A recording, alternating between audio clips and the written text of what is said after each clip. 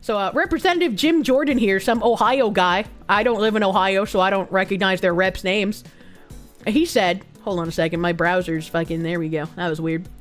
He said, due to the oversight efforts, Google commits to offer all creators previously kicked off YouTube due to political speech violations to return to the platform. But that's not all. And I wonder if this means even people like Owen Benjamin. I have to think for a second because there's also Owen Wilson. I wonder if he'll be back on the platform. So this little letter thing here says, Dear Chairman Jordan, the statement of facts is submitted on behalf of our client Alphabet Inc. and its subsidiary YouTube, collectively Alphabet or the company, in response to subpoenas issued by the House Committee on the Judiciary on February 15th, 2023 and March 6th, 2025. Throughout the committee's investigations, Alphabet provided responsive information to the committee to fulfill its oversight responsibilities, producing internal records and providing extensive testimony, including more than 40 sets of responsive documents and the voluntary participation of 20 executives in transcribed interviews. Number 2, Alphabet is a collection of businesses, the largest of which is Google. Alphabet's mission is to organize the world's information and make it universally accessible and useful. Alphabet is committed to building helpful products for everyone, and the company aspires to give all users the tools they need to increase their knowledge. That's a really strange thing to hear. 3, the company is committed to doing its part to continue to keep the digital ecosystem safe, reliable, and open to free expression. Alphabet designs its products to work for everyone. Bias towards a particular viewpoint is not in line with the company's values or the company's business interests. Alphabet's business model depends on being a useful source of information for everyone, and a home for all users of all backgrounds. As a result, Alphabet has a natural long-term business incentive to apply and develop its policies consistently, impartially, and independently. Number 4, the company appreciates the accountability from the House Judiciary Committee led by Chairman Jim Jordan and its critical role in advancing the core American value of freedom of expression. 5, the company has a commitment to freedom of expression. This commitment is unwavering and will not bend to political pressure. 6, transparency regarding government interactions with private platforms is essential for fostering public trust and upholding principles of free expression. The committee's investigation brought to light new information that enhanced public understanding in this respect. And this shit was happening way before Biden. Nice try, Alphabet. Yeah, right? This seems like I'm going to cover my ass speak. The Biden administration and Alphabet. Number 7, the COVID-19 pandemic was an unprecedented time in which online platforms had to reach decisions about how to best balance freedom of expression with responsibility, including responsibility with respect to the moderation of user-generated content that could result in real-world harm. Except that everyone that was censored just turned out to be right about the COVID vaccine. So, I mean, all it did was be detrimental to discourse for you to decide to silence some people for their opinions. Number 8, senior Biden administration officials, including White House officials, conducted repeated and sustained outreach to Alphabet and pressed the company regarding certain user-generated content related to the COVID-19 pandemic that did not violate its policies. While the company continued to develop and enforce its policies independently, Biden administration officials continued to press the company to remove non-violative user-generated content. Number 9, as online platforms, including Alphabet, grappled with these decisions, the administration's officials, including President Biden, created a political atmosphere that sought to influence the actions of platforms based on their concerns regarding misinformation. I mean, I'm glad all of these places are finally coming out and being like, yes, the Biden administration did pressure us, but it's like, they pressured you and you complied literally immediately. Like, there wasn't even any grappling with the decision. You were just like, okay, let's shut these conservatives the fuck up. So, like, I'm glad they're writing it, but also, you gotta have some accountability here, man. 10, it is unacceptable and wrong when any government, including the Biden administration, attempts to dictate how the company moderates content, and the company has consistently fought against those efforts on First Amendment grounds. 20, oh man, we skipped a whole bunch of numbers, goddamn. So he skipped from 10 to 20. No matter the political atmosphere, YouTube will continue to enable free expression on its platform, particularly as it relates to issues subject to political debate. Political debate and discussion are in the public's interest, which is why YouTube expanded its approach to educational, documentary, scientific, and artistic content on the platform. In contrast to other large platforms, YouTube has not operated a fact-checking program that identifies and compensates fact-checking partners to produce content to support moderation. YouTube has not and will not empower fact-checkers to take action on or label content across the company's services. Didn't they have, like, little flags below people's videos? Like, whenever you made a video on any kind of content, there would be, like, a flag below it that was like, here's some real information about COVID, and then link like Wikipedia or some shit. Number 22. YouTube also began offering a feature on YouTube beginning in June 2024 that allows users to add notes to provide relevant, timely, and understandable context on videos. Doesn't this directly contradict their previous statement of them being like, we have nobody moderating content on our platform? I mean, I guess it's like their version of community notes, which has been somewhat helpful on Twitter. I like community notes, but community notes are not infallible. They can and have been weaponized before. The pilot is available on mobile in the US and in English, and YouTube continues to collect feedback on the feature. YouTube also features an extensive comment section where viewers can comment and share their views on content posted by creators. Those are also heavily moderated. If I had $1 for every time someone commented under my video, commenting for the 4th time because YouTube keeps deleting my comments, or someone getting like angry because they think it's me or my mods doing it and not just YouTube like just fucking shadow realming their comment, I would have so much fucking money, bro. Number 23, the company terminated channels for repeatedly violating its community guidelines on elections integrity content through 2023 and COVID-19 content through 2024. Today, YouTube's community guidelines allow for a wider range of content regarding COVID-19 and elections integrity. That's a crazy thing to say. That's a crazy oops, we were wrong and silenced people who were correct about everything the whole time. Whoops-a-daisy. Let's just forgive and forget, right, guys? Reflecting the company's commitment to free expression. If you really were committed to it, you wouldn't be having to issue this in current year. YouTube will provide an opportunity for all creators to rejoin the platform if the company terminated their channels for repeated violations of COVID-19 and elections integrity policies that are no longer in effect. Their wording says they'll do it again if they feel like they can be more precise. Yeah, I don't trust anything that this is saying, man. I don't trust these duplicitous hacks at all. YouTube values conservative voices on its platform. Come on now. And recognizes that these creators have extensive reach and play an important role in civic discourse. The company recognizes these creators are among those shaping today's online consumption, landing must-watch interviews, giving viewers the chance to hear directly from politicians, celebrities, business leaders, and more. This is just like, damn. If only you could have been a real company years ago when it mattered and actually stood up to the tyranny you pretend to be against. But hopefully this does lead to people getting unbanned. We have a 22-year-old lawn care worker killed over grass clippings argument. A lawyer claims self-defense. That seems very weird. Why would you kill someone over grass clippings? In Dayton, I'm assuming this is Ohio, the man accused of shooting and killing a landscaper during an argument over grass clippings appeared in court on Monday. News Center 7's John Bedell was in court as Travis Jackson faced a judge. After entering a not guilty plea, the court gave Jackson a 7-figure bond. We'll set bond in your case at $1 million cash or surety, Dayton Municipal Court Judge Christopher Roberts said. Why is someone who murdered someone even being given bond? Like, I get that it's $1 million and he's probably not going to be able to pay it, but why is this even an option? News Center 7's John Bedell talked to Jackson's lawyer over FaceTime about an hour and a half after his first court appearance. For the limited information we have at this point and from people we've spoken to, we believe this is a case of self-defense. We're going to obviously pour through the discovery provided by law enforcement. Our client was not looking for trouble that particular day. He was merely going to the store. He was at his residence and an altercation ensued. It turned very violent very quickly, where he was being victimized and he responded in self-defense. And what we believe the evidence is going to show that in the future, defense lawyer Anthony Van Noy said. As reported on News Center 7 at 6, Jackson was at his home along Indiana Avenue last Thursday. Dunham's Lawn Care and Landscaping identified the victim as Tanner Staggs, 22.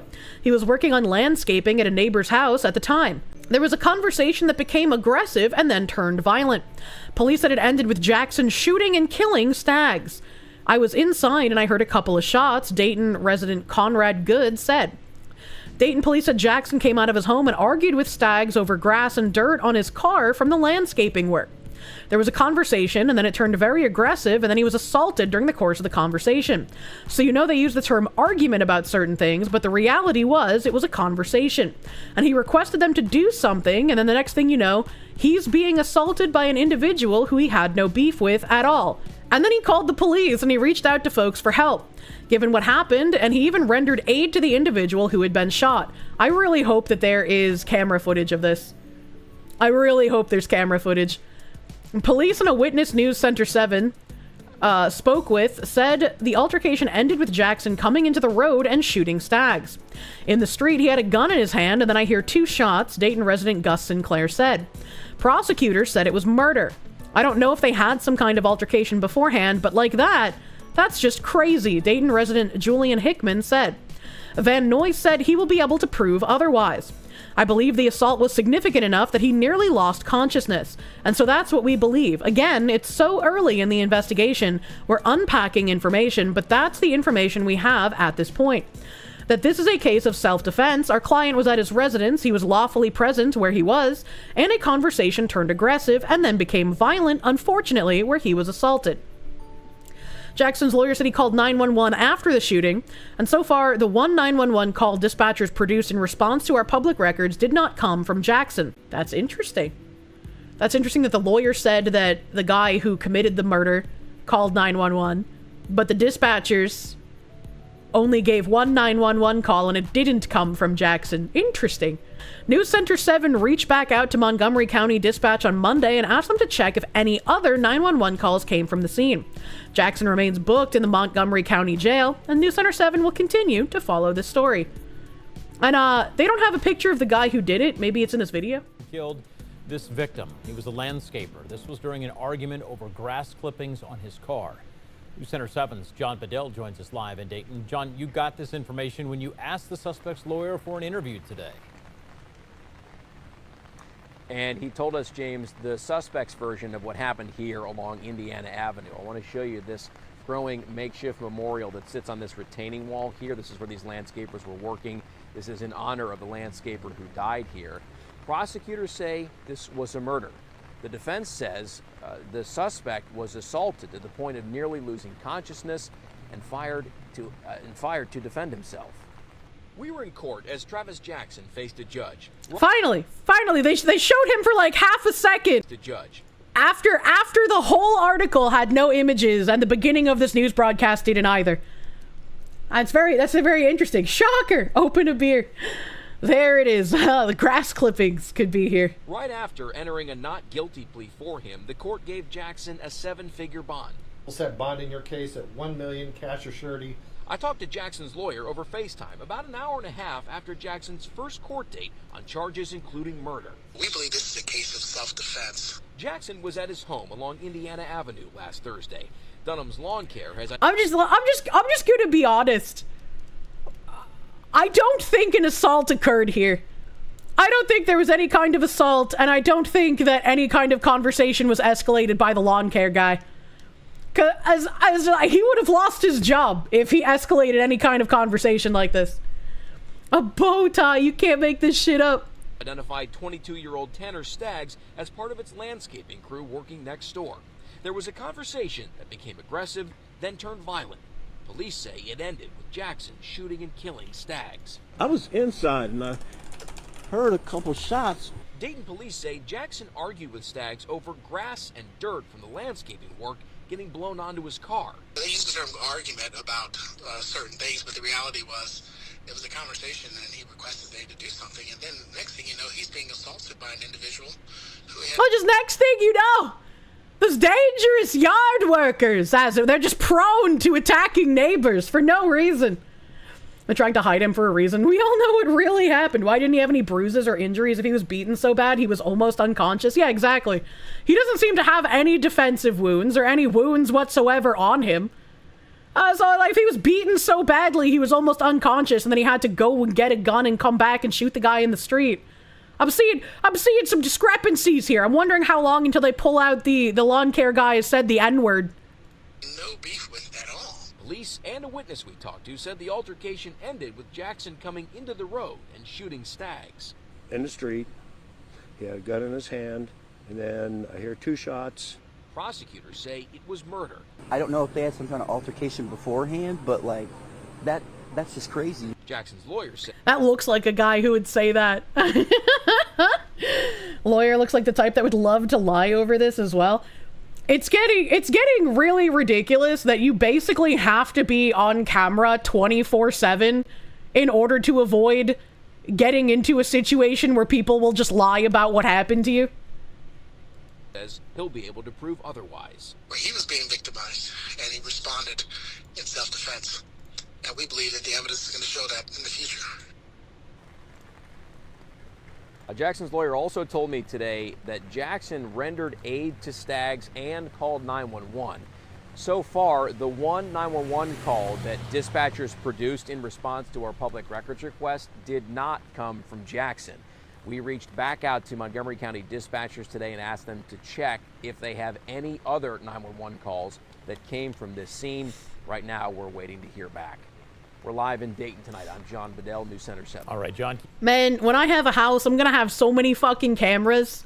I'll be able to bring up like 7 different angles of someone getting shot if needed, you know? Like, ain't no way. There's no way you can be too safe. Victimize is a very specific word to be using in that statement. It is. It is a very specific word. And again, it's just gross to me that so many lies have been told previously about these kinds of cases. And the only reason that we know resoundly that the lies have been debunked is because of camera footage coming out of a lot of these cases. And it's really depressing to think about just how easily you can be murdered and people can lie about the circumstances of you being murdered, and then people will no longer care that you got murdered if there's no camera footage.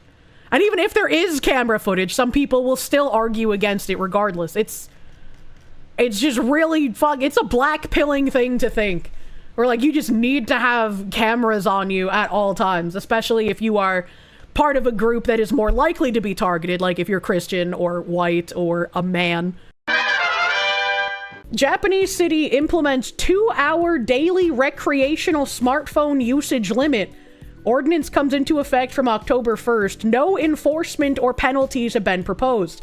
So it's this weird thing where they're just like, all right, we voted on an ordinance to say that you only get 2-hour daily recreational smartphone usage, but we're not really going to enforce it, and there's no penalties for not adhering to it. So it's like a purely optics kind of bill. And also, even if it is purely optics, the slippery slope in my brain does not like the implications of where this could go. The 2-hour limit applies to usage outside work and study purposes.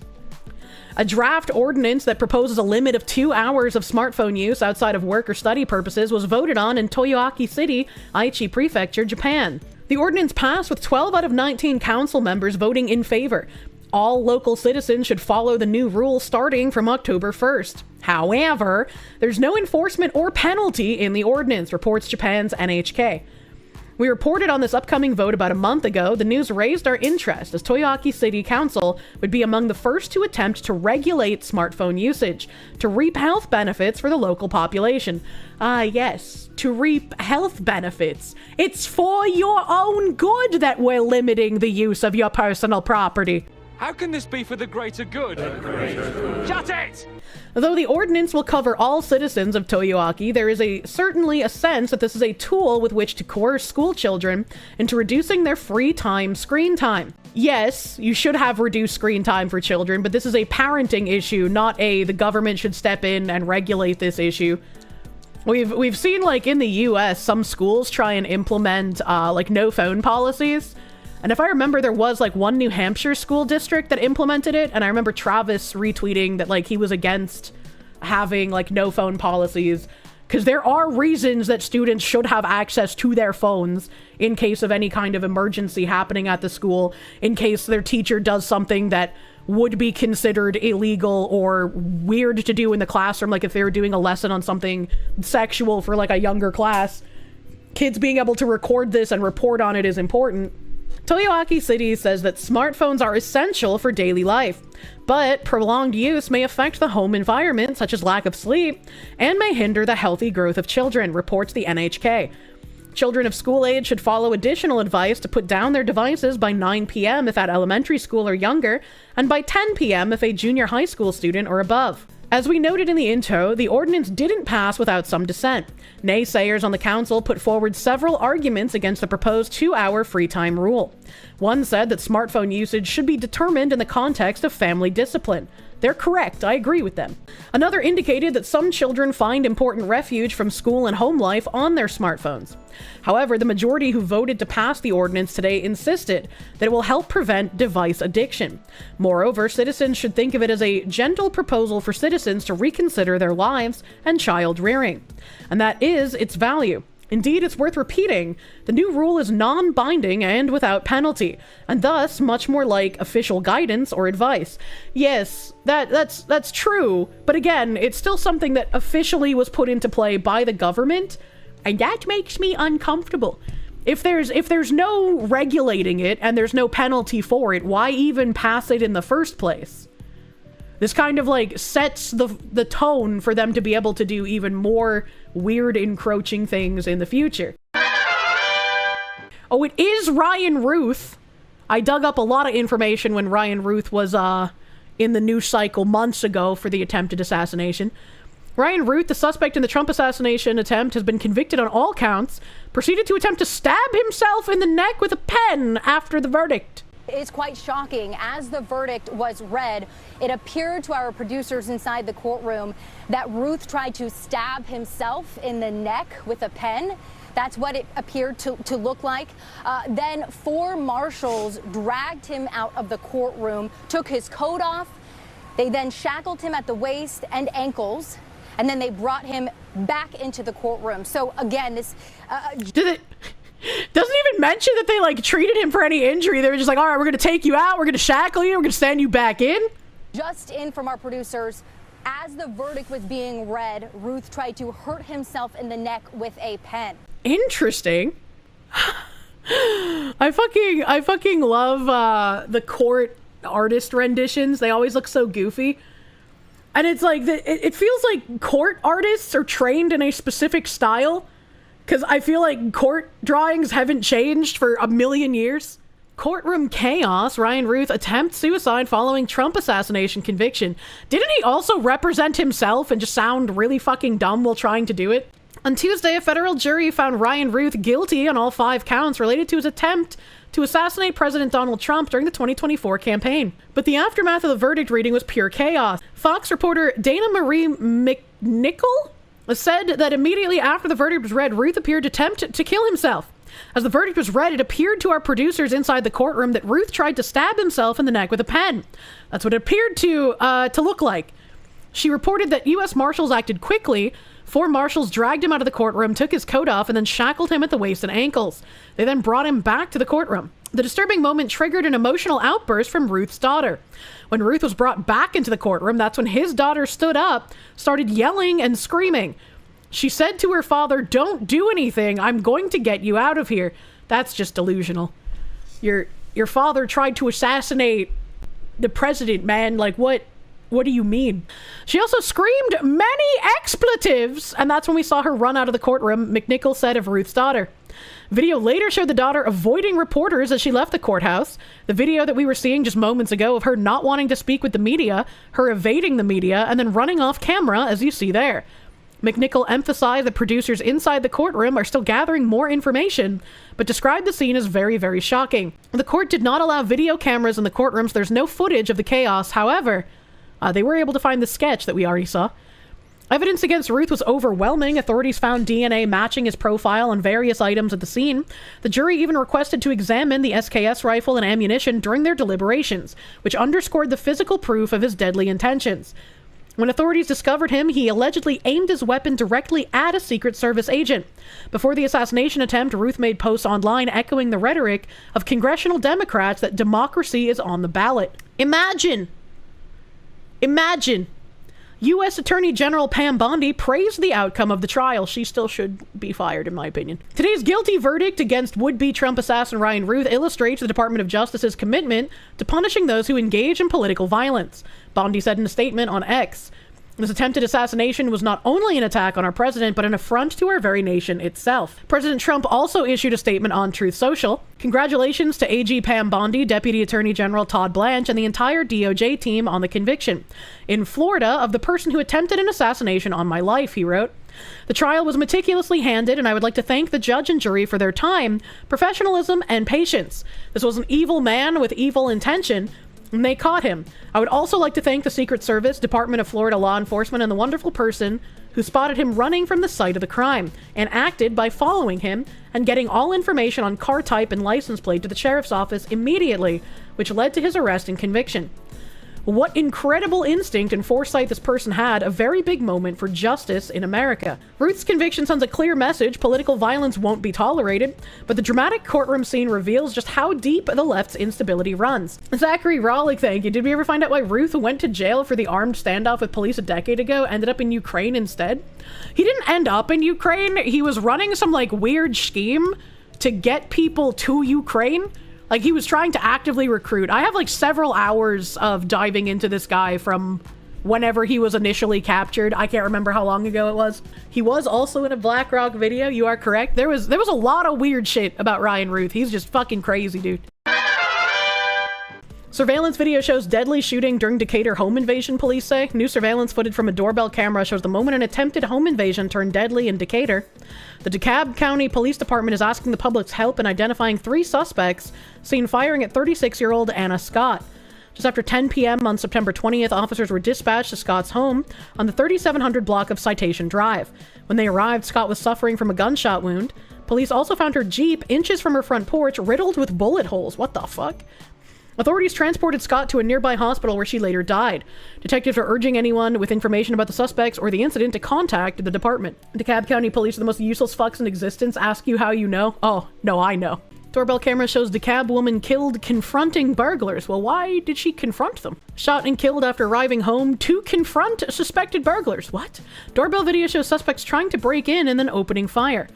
A woman was shot and killed Saturday night after driving up to confront suspected burglars outside her DeKalb County home, police said. Why would you do that? Officers responded around 10:36 p.m. to the 3700 block of Citation Drive, where they found 36-year-old Anna Scott suffering from a gunshot wound. She was taken to the hospital, but later died from her injuries.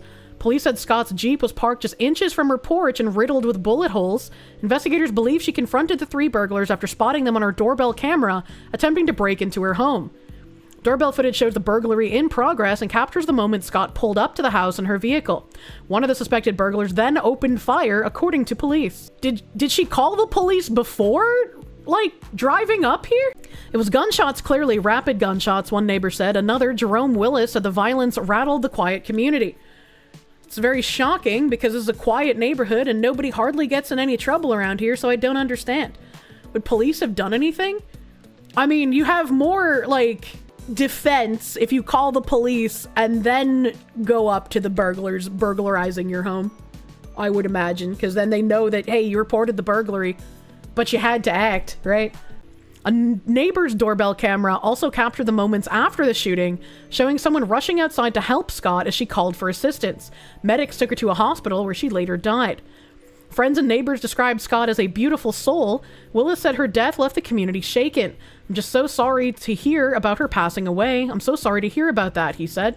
They should find him as quick as possible, for somebody to just kill an innocent person. Well, it seems like there's more than one person, unfortunately. Police have not said if Scott knew the suspects or whether the incident was a targeted attack. Family members at the scene declined to speak on camera, but said they are still trying to process the loss. Authorities released a photo of one of the suspected burglars, and anyone with information is asked to contact DeKalb police or submit an anonymous tip. There's the raw video, brother. Holy shit.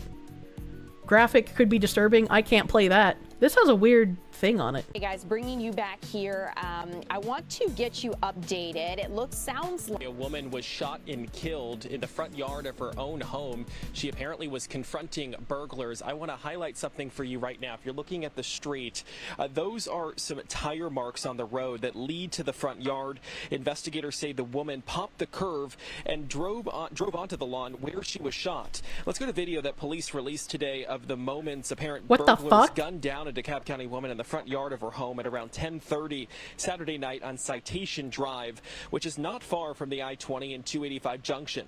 DeKalb County police say the victim, identified as 36-year-old Anna Scott, may have seen 3 suspects on her doorbell camera trying to break into her home before she confronted them. In the video, you can see one of the suspects is armed with what appears to be a... I just don't think driving up like that, especially if she wasn't armed, like, I really want more information about what happened here. You don't know what they're talking about. It's confounding. I don't know what the heck. Like, it makes me wonder, did she know who these people were, and that's why she acted like in an irrational, angry way? I think she called the cops. They didn't respond, so she went in and the cops are trying to cover it up. I mean, we don't have that information about when she called the cops. Engineers grow edible plastic from worthless waste using black yeast-like fungus. I do not wish to eat the black yeast fungus waste plastic food. This is like even worse than the bugs. I will not eat your bioengineered from slop water butter substance. Ain't no way. A new German startup, why is it always the Germans? Germany? What? Has recently developed a groundbreaking way to turn industrial waste into high-value sustainable materials by using a yeast-like black fungus. Biotech startup Biophilion, I don't know how to pronounce that, has recently developed biotechnological processes that convert carbon-rich industrial byproducts into recyclable platform chemicals. The Jena-based company was founded as a spin-off from the Leibniz Institute for Natural Product Research and Infection Biology. I especially would not want to eat anything coming from that. Biophilion.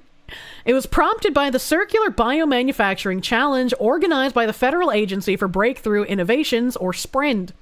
Their process could potentially decarbonize the chemical industry, which is widely regarded as one of the most polluting sectors worldwide. The industry is responsible for about 5% of global CO2 emissions. Sprint has given us momentum in content, finance, and strategy, Lara Regestein, Biophilion's future CEO, revealed. The innovative process harnesses the extraordinary metabolic flexibility of a black yeast-like fungus to convert industrial waste into valuable materials. Black yeast-like fungi are unique because many inhabit strange, extreme, poor, or toxic environment. The fungus is reportedly capable of breaking down carbon-rich waste streams produced in large volumes during bioethanol production, sugar processing, and paper manufacturing. Instead of allowing the embedded carbon to escape into the atmosphere as CO2, the microorganism transforms it into useful compounds, thus closing the carbon loop and turning pollution into production. What is cordyceps? The Last of Us? A real-life fungal apocalypse? Okay, thank you. Biophilion says the black yeast produces 3 crucial compounds from waste materials. These include bio-based polyester for future packaging, edible polymer pullulan, already used in food. What? A novel surfactant still under investigation. Lots of words that I struggle to pronounce. Unlike traditional chemical processes, which often require high energy input and generate harmful byproducts, the startup's biotechnological approach is designed to be clean, efficient, and circular. Plastics are made of polymers. When you season a pan, you're polymerizing oil, but you don't eat large amounts of that. Only the tiny bits that touch your food. We don't eat plastic, but breaking plastic down into shorter chains that will degrade faster is good. Yeah, but I also don't want to eat it. I don't like that they're saying it's edible. Biophilion is specifically developing applications that are not yet conceivable today. We're breaking new ground with pullulan and our surfactant molecule in particular. Till Tiso, one of the startup's founders and future CTO, stated. Instead of focusing on existing applications, the startup is currently exploring new uses for its materials. Currently, they're investigating whether they could use pullulan as a 3D printing material. As such, it would potentially replace petroleum-based plastics in fast-growing additive manufacturing sectors. In the long term, the team imagines producing 3D-printed bioreactors to the circular bioeconomy from Pulilan. This would allow the fungus to produce the final product and its own production environment. Surfactants, on the other hand, are mass-produced and widely used in detergents and dishwashing liquids. They frequently end up in wastewater and pollute the environment. This is why biologically produced and therefore easily degradable alternatives are an important contribution to reducing the ecological footprint. It's something most of us never give a second thought to. However, worldwide, 1 million of us pick up a disposable plastic drink bottle every minute. I love disposable drink bottle. Commercial plant due to come on stream in 2025. It is the first commercially available waste plastic oil converter that uses a catalytic cracking method. Okay, so this is just telling us how they break down plastics to turn it into fuel. The startup is based at the Bioinstrument Center on the Buchenberg campus in Jena. The proximity to the institute will enable close scientific collaboration as the company scales its operations and continues optimizing the fungus-based processes. Leibniz HKI is delighted to be able to continue accompanying and supporting the two founders as a participating institute in the future. Axel Brackage, PhD, as the Leibniz HKI director, said in a press release. He highlighted that the team brings outstanding scientific expertise and showed great courage in launching the company. We now wish the newly appointed managing directors every success with Biophilion. So I think it's fine. I think it's fine to want to break down plastic and reduce pollution, but stop trying to make us eat it, man. Stop trying to claim the broken down plastic is some kind of fucking edible nonsense that we would want to put in our bodies. Stop it. Single most important speech of 2025, Trump rips into the UN and Europe over migration. Too often, it's actually creating new problems for us to solve. The best example is the #1 political issue of our time, the crisis of uncontrolled migration. It's uncontrolled. Your countries are being ruined. The United Nations is funding an assault on Western countries and their borders. But it's just a conspiracy theory. And you're a dumb, retard racist who deserves to have your life ruined if you talk about it. In 2024, the UN budgeted $372 million in cash assistance to support an estimated 624,000 migrants journeying into the United States. Think of that. The UN is supporting people that are illegally coming into the United States, and then we have to get them out. The UN also provided food, shelter, transportation, and debit cards to illegal aliens. Can you believe that? On the way to infiltrate our southern border. Millions of people came through that southern border. Just a year ago, millions and millions of people were pouring in, 25 million altogether over the 4 years of the a wild Biden number. administration. And now we have it stopped, totally stopped. Looking at people's faces here as he's talking about how this is a problem. All of them are just like, yeah, we don't give a fuck. In fact, they're not even coming anymore because they know they can't get through. But what took place is totally unacceptable. The UN is supposed to stop invasions, not create them and not finance them. In the United States, we reject the idea that mass numbers of people from foreign lands can be permitted to travel halfway around the world, trample our borders, violate our sovereignty, cause unmitigated crime, and deplete our social safety net. We have reasserted that America belongs to the American people, and all the people watching this are just like, America's supposed to be our funding? All right, Americans are only born and exist to create money to send to other countries. Why are you talking about protecting Americans' interest? Encourage all countries to take their own stand in defense of their citizens as well. You have to do that because I see it. I'm not mentioning names. I see it, and I can call every single one of them out. You're destroying your countries. They're being Oh, Trump, stop vague posting. Just name the countries. destroyed. Europe is in serious trouble. They've been invaded by a force of illegal aliens like nobody's ever seen before. Illegal aliens are pouring into Europe. Nobody is ever, and nobody's doing anything to change it, to get them out. Because like Keir Starmer said, it's by design. The politicians are doing it by design. They have no incentive to get them out if they're the ones that are doing it. Even if they come out and tell you the next day, like, oh, I'm going to be tough on immigration. We're gonna fix this. They don't actually do anything. They just say it and then go on with business as usual. It's not sustainable. And because they choose to be politically correct, they're doing just absolutely nothing about it. And I have to say, I look at London, where you have a terrible mayor, terrible mayor. And it's been so changed. Now they want to go to Sharia law. But you're in a different country. You can't do that. Both the immigration and their suicidal energy ideas will be the death of Western Europe if something is not done immediately. This cannot be sustained. What makes the world so beautiful is that each country is unique.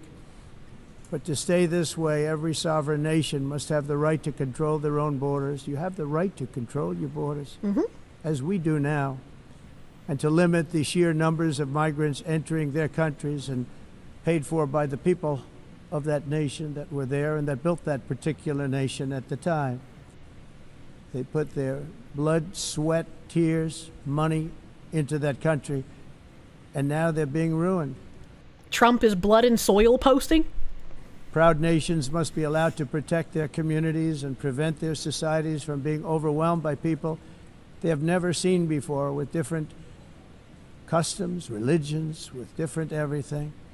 Where migrants have violated laws, lodged false asylum claims, or claimed refugee status for illegitimate reasons, they should, in many cases, be immediately sent home. They have to go back. And while we will always have a big heart for places and people that are struggling and truly compassionate, answers will be given.